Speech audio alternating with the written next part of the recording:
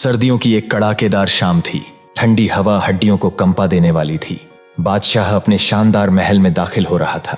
जैसे ही वह महल के बड़े दरवाजे पर पहुंचा, उसकी नजर बूढ़े दरबान पर पड़ी।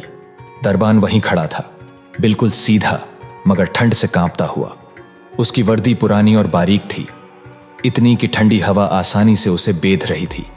उसके होंठ सूख चुके थे और हाथ सर्दी से अकड़ से गए थे, मगर फिर भी वह अपने फर्ज पर अडिग था। बादशाह की सवारी वहीं रुकी। उसने बूढ़े दरबान को गौर से देखा और नरमी से पूछा, सर्दी नहीं लग रही तुम्हें? दरबान ने एक फीकी सी मुस्कान के साथ सलाम किया और कहा, बहुत लग रही है हुजूर, मगर क्या करूं, गर्म कपड़े नहीं है मेरे पास, इसलिए बर्दाश्त करना पड़ता है। बादशाह को उस पर तरस आ गया। उसने दरबान को दिलासा देते हुए कहा, चिंता मत करो, मैं अभी महल के अंदर जाता हूं और तुम्हारे लिए अपना कोई गर्म जोड़ा भिजवाता हूं। यह सुनकर दरबान की आंखों में चमक आ गई।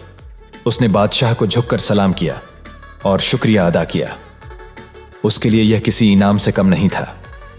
लेकिन बादशाह महल में दाखिल हुआ और अपनी आलीशान जिंदगी में इतना मशगूल हो गया कि वह दरबान से किया हुआ वादा भूल गया।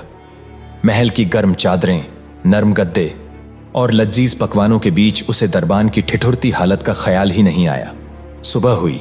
जब महल के दरवाजे खुले तो एक भयानक मंजर सामने था। बूढ़ा दरबान ठंड से अकड़कर एक बेजान बुत बन चुका था, मगर सबसे ज्यादा दिल तोड़ देने वाली चीज उसके पास मिट्टी में उंगलियों से लिखी हुई एक तहरीर थी। बादशाह सलामत, मैं कई सालों से सर्दियों में इसी पतली वर्दी में दरबानी कर रहा था, मगर कल रात आपके गर्म लिबास के वादे ने मेरी जान ले ली।